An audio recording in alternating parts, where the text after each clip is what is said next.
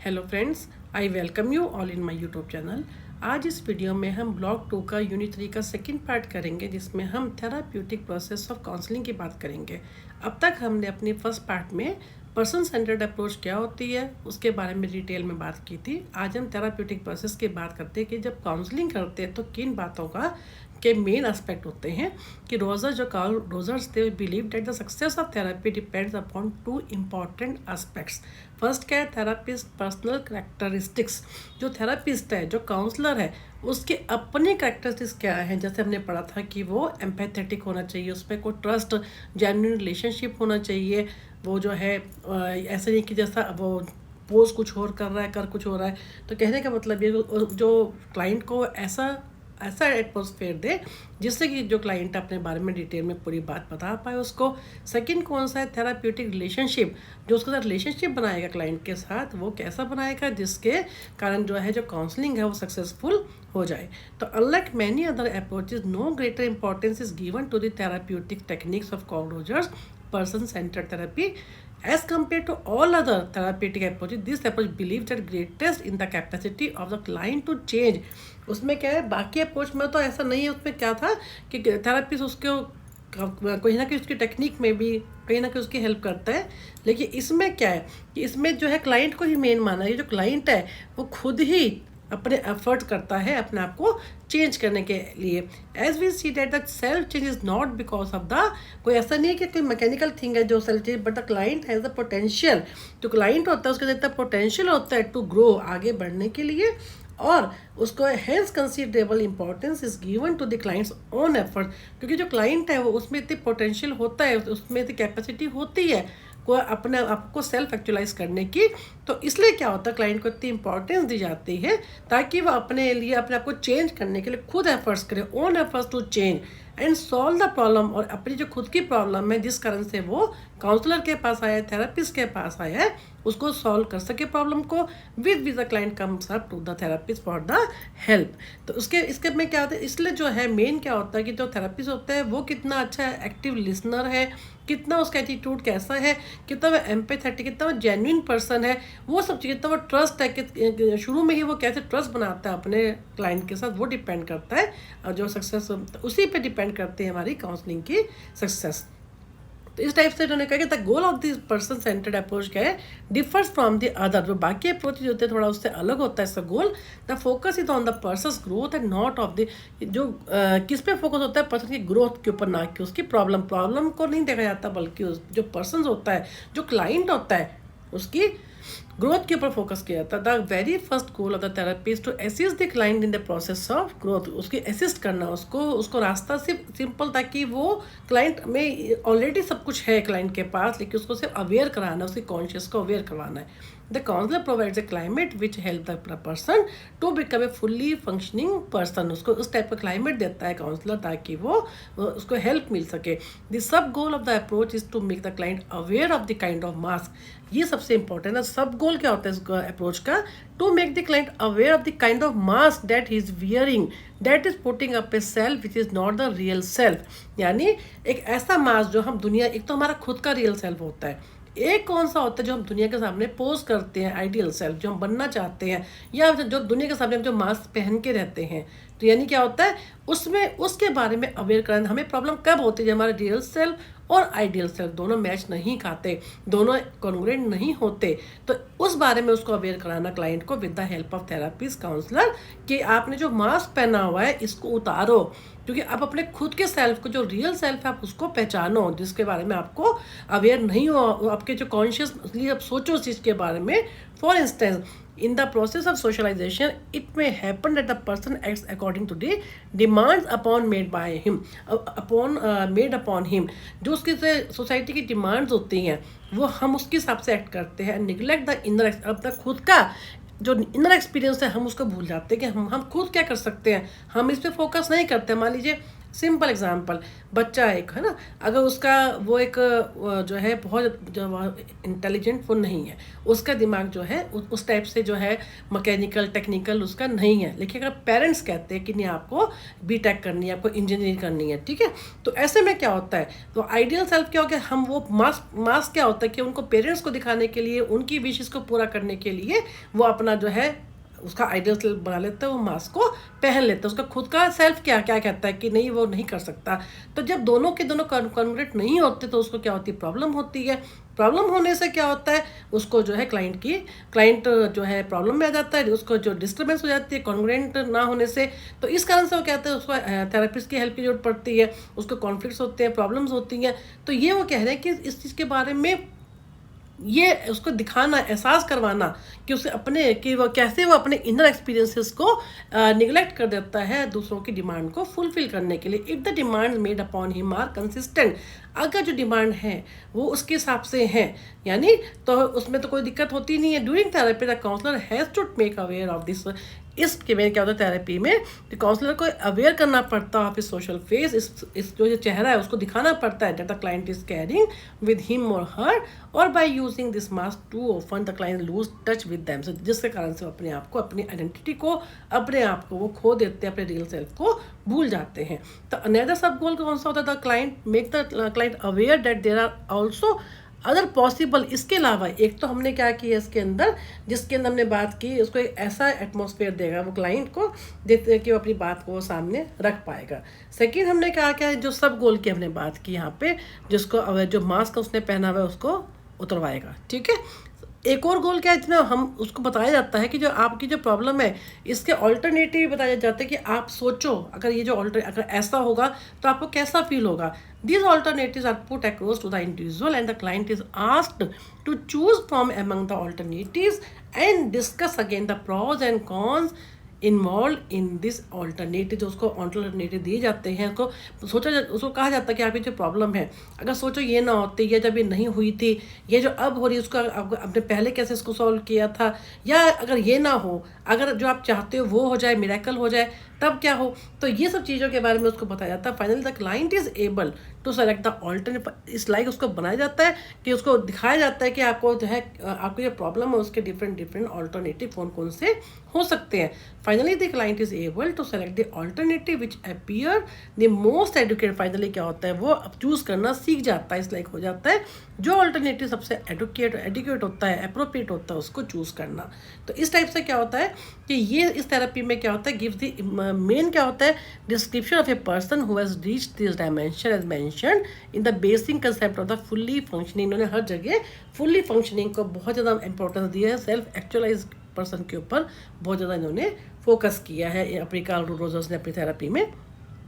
Qualities that he has to describe, कौन कौन से होते हैं, सेल्फ एक्चुअलाइज पर्सन कौन होता है जो अपने पोटेंशियल को अचीव कर पाता है।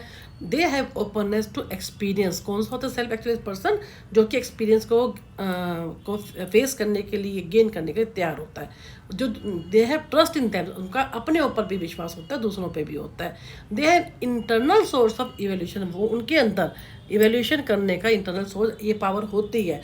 They are willing to grow always, हमेशा आगे ही बढ़ते रहते हैं, आगे बढ़ना चाहते हैं।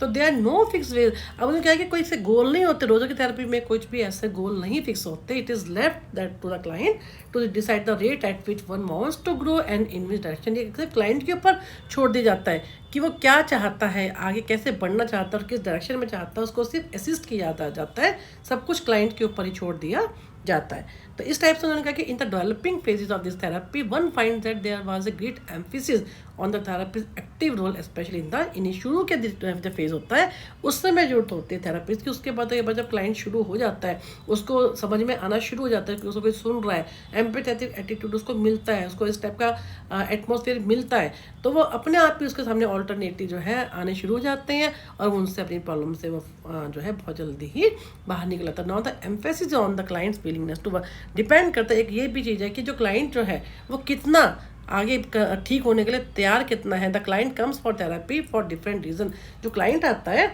उसका डिफरेंट तरह के क्लाइंट आते हैं, उनका डिफरेंट हर एक के अपने अपने कारण होते हैं। The client is trying to seek help then he may be feeling helpless. कई बार क्या होता है कि क्लाइंट ऐसा भी होता है कि वो आ तो जाता है लेकिन फिर वो रेसिस्ट करता है, वो आप आगे थेरेपी वो नहीं लेना चाहता। तो ये भी डिपेंड करता है कि वो कितना ज़्यादा फीलिंग है। द क्लाइंट में ऑल्सो फील दैट ही और शी इज़ पावरलेस, क्योंकि वो जब सफरिंग में होता है तो उसको ये लगता है कि मैं तो पावरलेस हूँ, मेरे को भाई अपने आप को हर ढंग से ब्लेम करता है, वह हेल्पलेस हूँ। In addition the client might be failing to take decision. Now let us see what does the counselling do the person who has come. अब उन्होंने जब ये उन्होंने बताया कि जब पर्सन आता है तो उसके साथ ये सब चीज़ें होती हैं, लेकिन उसने क्या कहा कि अब जब काउंसलिंग के जब पर्सन आता है उसको कैसे हेल्प की जाती है। First step is to provide the client with the nurturing atmosphere. ये हर एक थेरेपी का पार्ट होता है सबसे पहले कि उसको उस टाइप का एटमोसफियर दिया जाए ताकि क्लाइंट जो है फील कंफर्टेबल रहे और अपने बारे में एक्सप्रेस कर सके, वर्बलाइज कर सके अपनी फीलिंग्स को और अपने थॉट्स को। इसके अलावा इन्होंने क्या कहा है, all this would help the client to grow and deal with the problem with own effort and these qualities are explained below। ये जो qualities हैं ये क्या है, काउंसलर की हैं, थेरेपिस्ट की हैं। First is congruent. जो थेरेपिस्ट कॉन्ग्रेंट हो, जेन्युइन पर्सन हो, एक रियल पर्सन हो, कोई फेक वो ना हो। अनकंडीशनल पॉजिटिव रिगार्ड, जो क्लाइंट को वो जो है अनकंडीशनल पॉजिटिव रिगार्ड दे, उसको जाए उसको कितना भी उसको लगेगा कि हाँ क्लाइंट गलत है तब भी उसको पॉजिटिव रिगार्ड दे ताकि उसके अंदर क्या हो, एक अच्छी ऐसी फीलिंग आए, वो अपने आप को एक्सप्रेस कर सके, अपनी हर बात को जो है काउंसलर के साथ वो शेयर कर सके। For example client thinking may be negative और the client may not be able to express self properly, yet the counsellor will accept the client as, चाहे वो भले ही तो उसको पता है कि क्लाइंट नेगेटिव सोच रहा है, गलत बोल रहा है, एक्सप्रेस नहीं कर पाया, तब भी उसको जो है काउंसलर को उसको एक्सेप्ट करना पड़ेगा। Accurate empathy. एम्पैथी का मतलब ही क्या होता है कि putting oneself into the other person shoes और looking at the whole thing from the client's perspective, client के पॉइंट ऑफ व्यू से सोचना। ये सब चीज़ें क्या होती हैं on the part of the counsellor और थेरेपिस्ट होती हैं। As we can see that these are the qualities that we seek even in the real life। ये सब चीज़ें हमारे को रियल लाइफ सिचुएशन में भी हम देखते हैं, रिलेशन में हम इन सब चीज़ को हम दूसरे को रिगार्ड भी देते हैं, एम्पैथेटिक भी होते हैं और कॉन्ग्रेंट भी होते हैं। It is believe that the client is able to explore a wider range of belief and feeling if they are provided with the nurturing. Again वही चीज़ आ रही है कि अगर उसको नर्चरिंग एटमोसफेयर मिलता है तो उसका बिलीफ होता है, वह फीलिंग उसके अंदर आती है कि वो अपने बारे में और अच्छे से खुद के जो प्रॉब्लम उसको और अच्छे से वो एक्सप्लोर कर पाता है। With the counselling intervention the client start accepting themselves. अब जब काउंसलिंग होती है उसका ट्रस्ट बिल्ड होता है तो वो अपने आप को एक्सेप्ट करना शुरू कर देता है और जो रियलिटी होती है उसका भी फेस करना शुरू कर देता है। दे ऑल्सो बिकम, वो लेस कन्फ्यूज हो जाते हैं क्योंकि वो जो आगे बढ़ते हैं काउंसलिंग सेशन में तो उनमें क्या होता है वो आगे बढ़ते जाते हैं और they start accepting themselves and the reality, जो रियलिटी होती है उसका फेस करना शुरू कर देते हैं। They also become less confuse, वो कन्फ्यूज भी कम हो जाते हैं। They develop a belief in themselves and others. If for any reason they do not feel comfortable in the atmosphere, they start understanding where their expectations are going wrong। अगर कहीं ना कहीं उनको लगता है कि उस टाइप में कंफर्टेबल नहीं है तो उनको ये एहसास कराया जाता है कि where their expectation are, उनके एक्सपेक्टेशन है कहाँ पे वो गलत है। They understand others better and as a result they themselves feel that they are being understood by others। तो उनको इस टाइप से वो ये फीलिंग लाई जाती है, भले ही वो उस एटमोसफियर में फील वो उनको ना कंफर्टेबल लगे, इवन देन उनको इस चीज़ को समझाया जाता है तो उनके कि उनके एक्सपेक्टेशन क्या है, कहाँ पे वो गलत थे, कहाँ पे वो दूसरों के अंदर उनको लगता है कि कहाँ पे दूसरे लोग सही हैं, अच्छे हैं, ठीक है।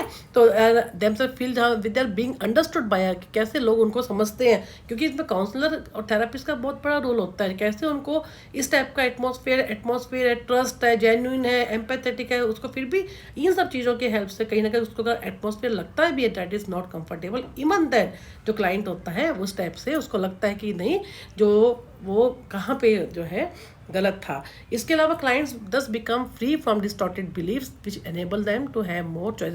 ये जो थेरेपी है कहीं ना कहीं कॉग्निटिव बिहेवियर थेरेपी से भी मिलती है, कॉग्निटिव जो हमने किया था जिसमें हमारा डिस्टॉर्टेड बिलीफ सिस्टम होता है, इरेशनल बिलीफ सिस्टम होता है।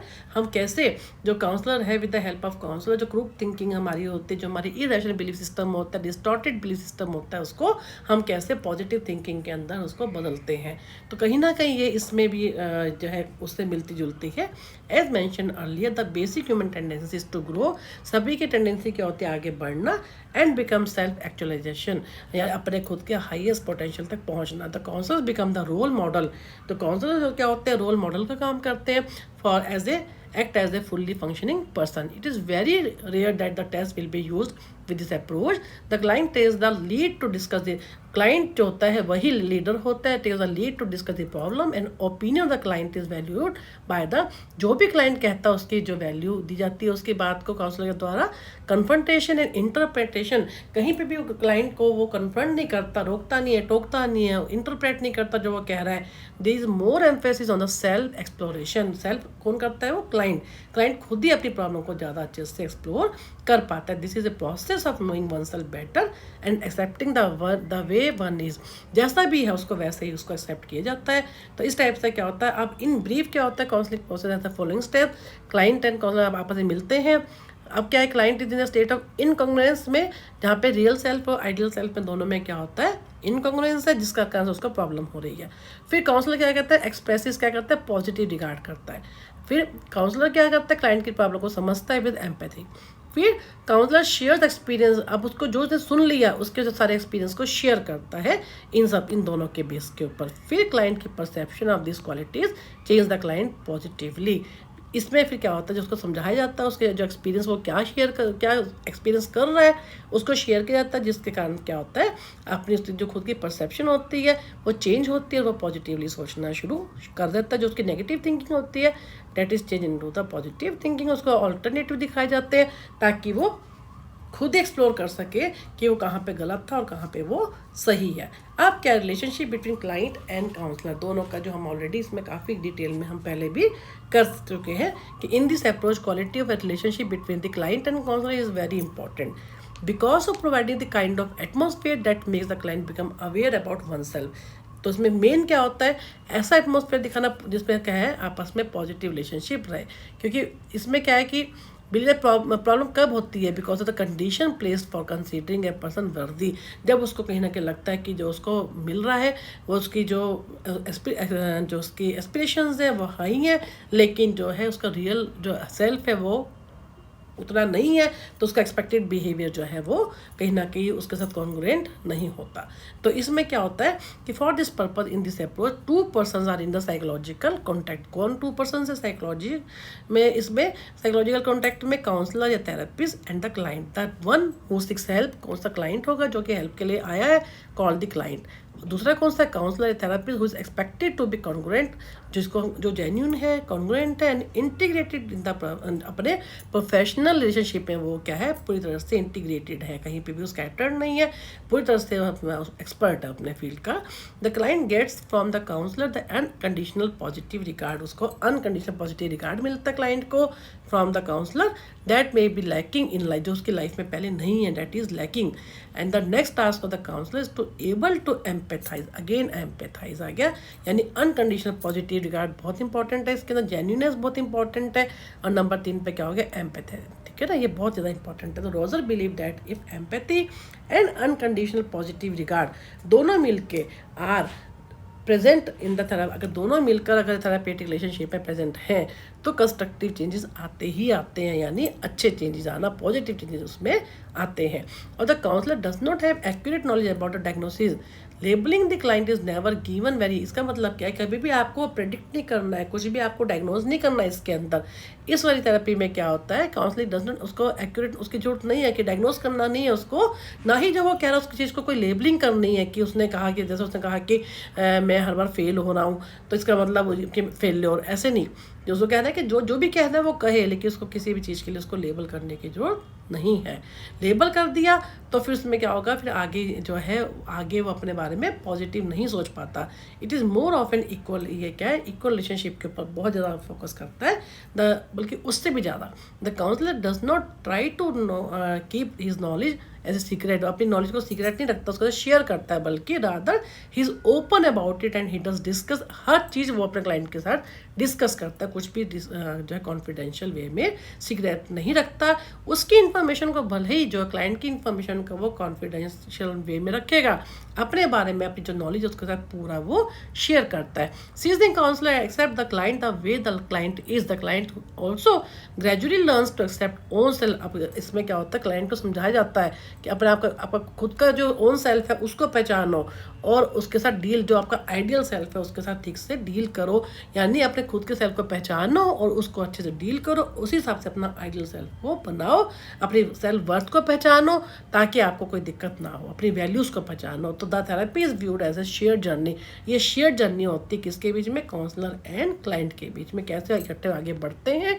Each therapy session learning experience होता है, दोनों आगे बढ़ते जाते हैं, कैसे आगे करते करते एक दूसरे को गलतियाँ भी करते हैं, लेकिन फिर भी आगे करते करते वो क्या है, किस ढंग से इसमें आपस में आप जो है कैसे वो काउंसलिंग को सक्सेसफुल करते हैं। कॉन्ग्रुएंस एंड जेन्युइननेस, ये भी वही चीज़ है कि ये दोनों के बेस पे पार्ट पे होती है, लेकिन थेरापी जो होता है, काउंसलर जो होता है, उसको जेन्युइन होना बहुत ज़रूरी है इन दिस प्रोसेस, कि they are genuine in the therapeutic process. तभी कहीं पे फेक या कहीं ऐसा ना लगे क्लाइंट को कि जो क्लाइंट जो काउंसलर है वो कह कुछ रहा है और कर कुछ और रहा है। तो ये बहुत ज़्यादा ज़रूरी होता है इसमें रोजर्स की थेरेपी में। अनकंडीशनल पॉजिटिव रिगार्ड हम ऑलरेडी काफ़ी डिटेल में पढ़ चुके हैं कि इसमें क्या होता है, aspect of being a good counsellor में क्या होता है, उसको क्लाइंट को बहुत ज़्यादा, चाहे उसको लगता है क्लाइंट कहीं पे गलत है, फिर भी उसको अनकंडीशनल पॉजिटिव रिगार्ड देना ही है। नॉन जजमेंटल है, the counsellor is non judgmental in his और एटीट्यूड टुवर्ड्स द क्लाइंट, और इसको कहीं पर भी अपनी ओर से कुछ भी नहीं बताना, उसको कुछ भी जजमेंट नहीं करना उसके बारे में, जो वो कह रहा है उसको कहने देना है without confrontation, without interruption. He at the same time does not support the wrong thing, है ना। He help the client to accept himself, सबसे पहले क्लाइंट को एक्सेप्ट करना है। Then with the client desire he help him to grow with the client, पे client को अपने उसी जहाँ पे वो जो चाहता है उसी के पेस में उसको आगे बढ़ने में हेल्प करनी है। The caring is non possessive, counsellor does not push the client to do anything, उसको पुश नहीं करता है बल्कि उसकी हेल्प कर रहा है। Instead the counsellor is warm है and accept the client as he और शी, जैसा भी है उसको वैसे ही उसको एक्सेप्ट करना है विदाउट एनी कंडीशन। अनकंडीशनल का मतलब क्या होता है, जहाँ पे कोई कंडीशंस आती हैं। अनकंडीशनल का मतलब क्या, जहाँ पे अगर आप ऐसे करोगे तो मैं ऐसे करूँगा, जैसे हम बच्चों को बोलते हैं अगर आप ये काम कर दोगे तो हम आपको रिवॉर्ड देंगे। तो इसमें क्या था, अनकंडीशनल पॉजिटिव का मतलब क्या, कोई भी कंडीशन नहीं रखनी है, उसको जो ऐसा भी है उसको वैसा ही उसको एक्सेप्ट करना है अपने क्लाइंट को। तो इसमें क्या, he explain to the client that limits of the human nature, this develop the understanding on the client's part that they should accept the other person the way he is, जैसा भी उसको वैसे accept करना है without any condition. Empathy में हम already काफ़ी पढ़ चुके हैं कि उसको कैसे उसकी प्रॉब्लम को अपनी तरीके से वैसे जैसे वो फील कर रहा है वैसे ही putting yourself into the shoes of the client. तो एम्पैथी बहुत इंपॉर्टेंट होती है इसके अंदर। Counsellor tries to get close to the subjective world of the, जो क्लाइंट के जो खुद की दुनिया है, सब्जेक्टिव वर्ड है, उसके अंदर एंटर करता है। By communicating his understanding on the client's feeling, he encourages the client to get closer to his emotion, जो उसको फील हो रहा है, जो उसके इमोशंस हैं उनके नज़दीक आता है। and this helps the client to deal with the emotion and feeling more effectively. This is the empathy.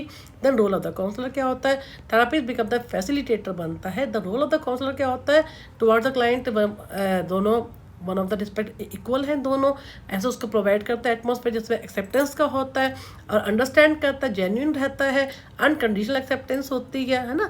ऐसे इस टाइप से ये सारा उसके के बारे में है कि कैसे जो है उसके ऊपर डिपेंड करता है दोनों का जो रिलेशनशिप है वो कैसे आगे बढ़ता है। उसकी जो ये ऑलरेडी हम काफ़ी डिटेल में इसके बारे में हम कर चुके हैं।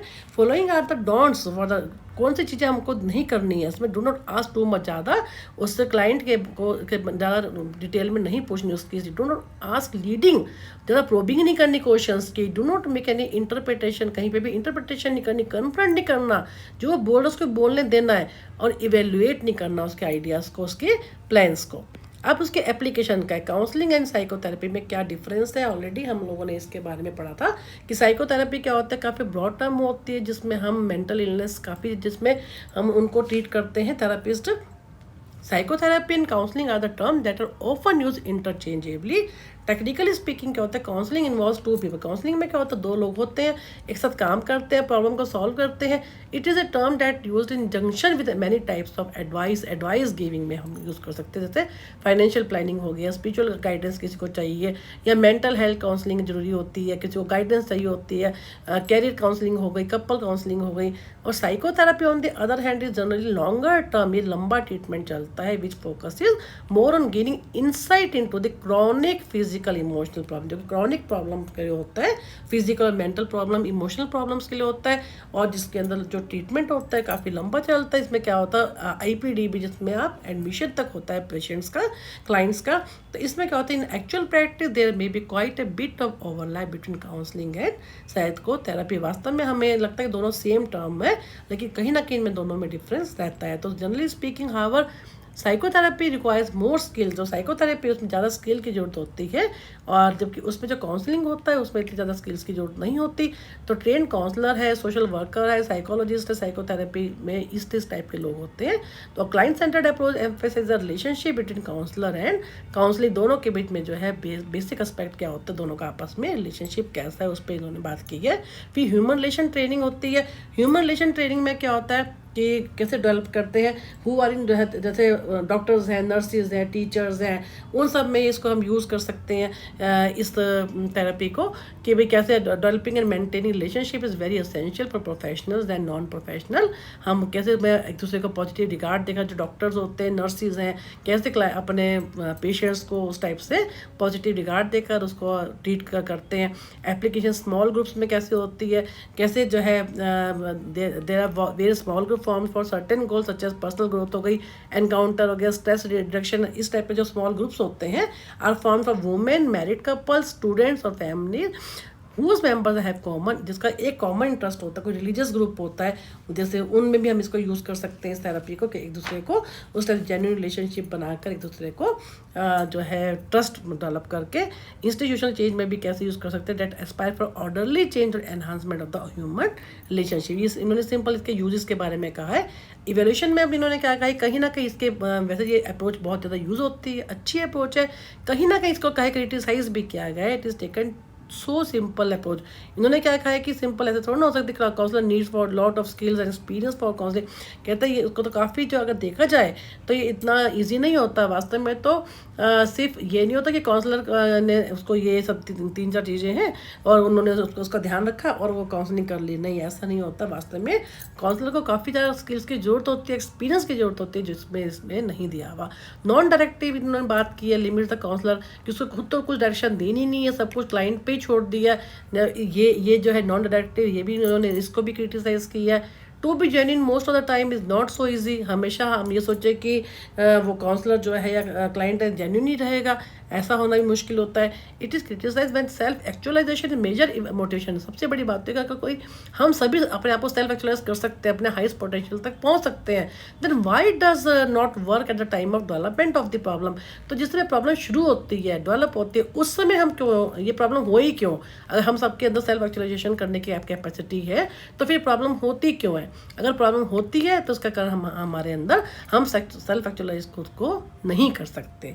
तो इस टाइप से ये जो है कहीं ना कहीं इसको क्रिटिसाइज भी किया गया है।